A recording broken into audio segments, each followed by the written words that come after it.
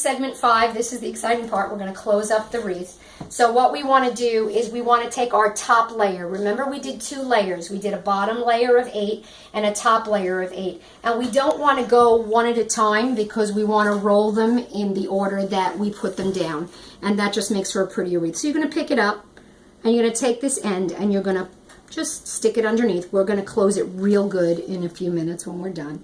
And we're just going to go all the way around the wreath like this. And again, I'm going to do the whole thing because this is kind of important. You bring this all in and under. And remember that you're doing every other piece. That's giving me a problem over there, but I will fix that. Okay, and you bring it in. I don't pay so much attention to the tuck under on the first time around, and I'll tell you why. I picked up the wrong one.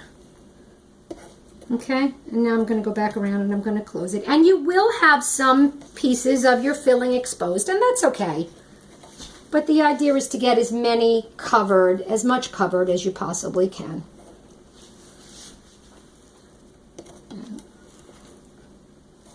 Bring that under and over.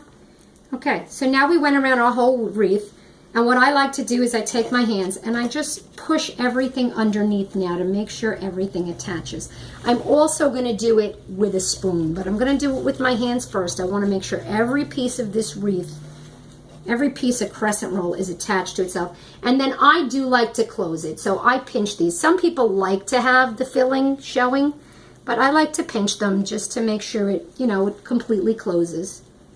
Okay, and then again, now what I'm going to do is I'm going to take the palm of my hands and I'm just going to push it down a little bit because I want to make my wreath a little bigger so that when I cut it, I get more pieces out of it, because I'd rather have more pieces of a flatter ring than less pieces of a very high ring, because especially if you have a lot of people. So I'm always just going to kind of push it down, and believe it or not, one of my customers gave me that idea, so kudos to her, which just goes to show you even the pampered chefs can always learn something new. So now I have my ring put together, and there it is. Now I'm going to take the back end of my basting brush, and I'm just going to go, because it's nice and curved, and I'm just going to go underneath, and I'm going to make sure that every piece is attached to a piece of crescent roll underneath. Because remember, you did go pretty close to your edges when we put the filling. Okay, last but not least, we have our egg whites. And again, love my silicone cup because I can hold it real tight. And this whisk is just going to mix it really well. We want to get as little slime as possible. Then we're going to take our basting brush again, and we're going to just paint the whole top of this with the egg white.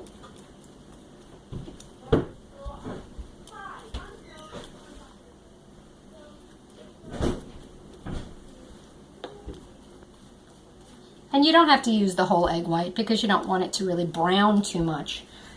Okay, and then we're going to take our cheese and we're just going to sprinkle it over the top. And again, another reason why I like using the zester for the cheese, because the cheese comes out so light and fluffy, and And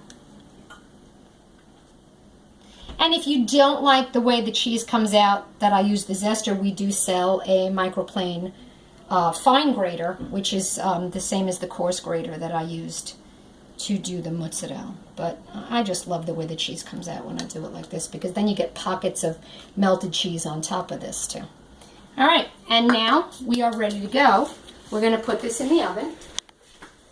The oven is at 375. I have my other stones in there. And we're going to bake this for 25 to 30 minutes. And I lowered my tray nice and low so that it's not on top of the flame.